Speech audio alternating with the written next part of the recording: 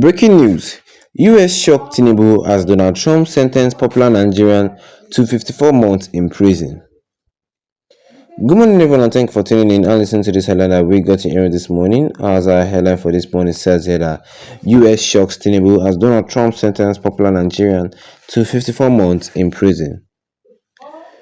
Well, a Nigerian man who, alongside as accomplice, orchestrated a massive fraud scheme targeting US pandemic relief program, has been sentenced to 54 months in prison for wire fraud and aggravated identity theft by President Donald Trump administration.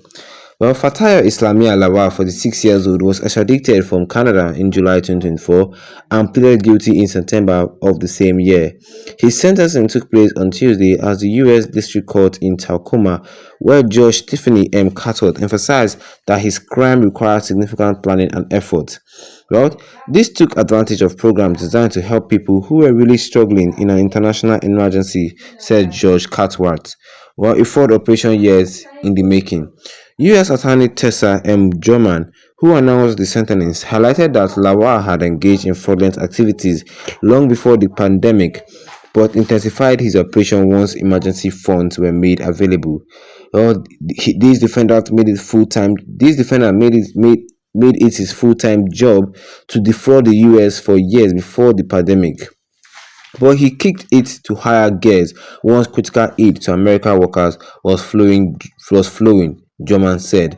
Lawal and his co-defendant Sakiru Uluwaraju Ambani, 46 years old, exploited the stolen identities of thousands of American workers, filing over 1,700 fraudulent claims for pandemic unemployment benefits in more than 25 states, including Washington.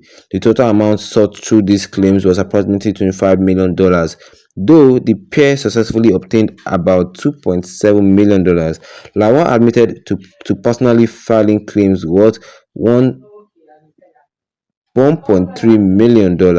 Documents represented in court revealed that Lawal submitted at least 790 fraudulent unemployment cases targeting states such as New York, Maryland, Michigan, Nevada, California, and Washington.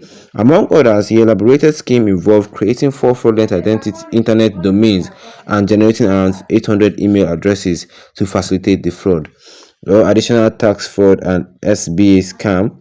Beyond unemployment benefit fraud, Lawal also attempted to exploit the U.S. tax system. Between 2018 and November 2022, he used stolen identities to file approximately 3,000 fraudulent income tax returns, seeking refunds amounting to $7.5 million.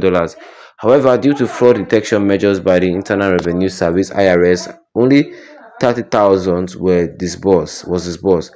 Commenting on the impact of Lawal's fraudulent tax filing, Adams Jobs, special agent in charge of IRS criminal investigation, Satal filed office, said. Well, while Mr. Lawal may not have secured the $7.5 million he sought from the fraudulent tax refunds, each of the 3,000 returns he filed represents a life he disrupted. The defendant also sought to defraud the Small Business Administration (SBA) by filing fraudulent application or for economic injury disaster loans. They submitted 38 applications, but the SBA successfully identified most of the fraudulent claims, limiting the payout to just $2,500. Well, a question that is mostly asked is how the funds were moved. Well, to launder the stolen funds, Lawal and Ambani used various methods, including transferring money to prepaid cash card and utilizing money mules to move the process as per their instruction. In some instances, they used stolen identities to open bank accounts, ensuring direct deposit to fraudulent claims into accounts under their control. And that was what I was said here concerning this headline today this morning, which says that U.S. shocks Tinubu as Donald Trump sentenced a popular Nigerian to 54 months in prison. Whether popular or not popular, nobody is against the law. Yes, and this is fraudulent case, and the US and fraud are like, they hate that case at like seriously. And besides, it's a Nigerian. This is even destroying the reputation of Nigeria very well.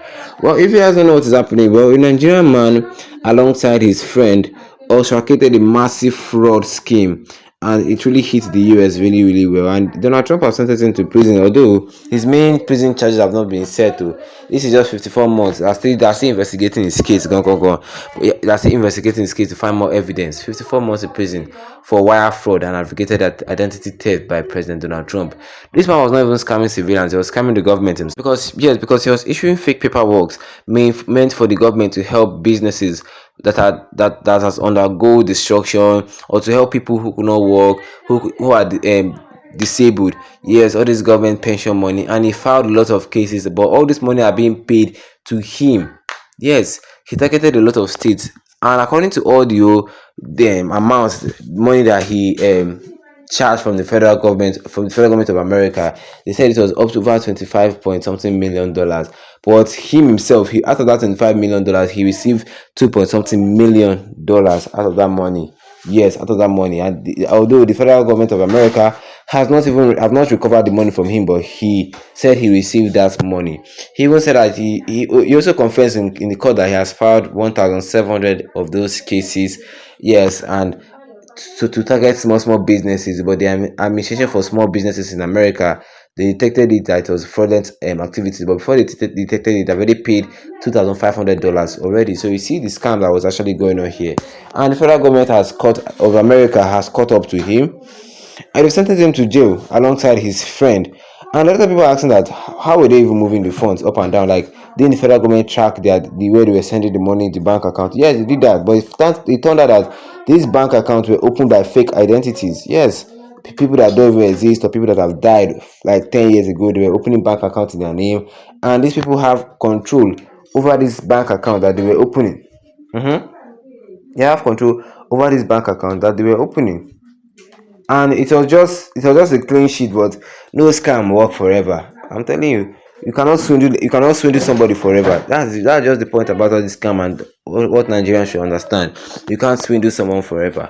Well, what do you guys think concerning this case of this Nigerian man that was arrested in the US? What do you guys think?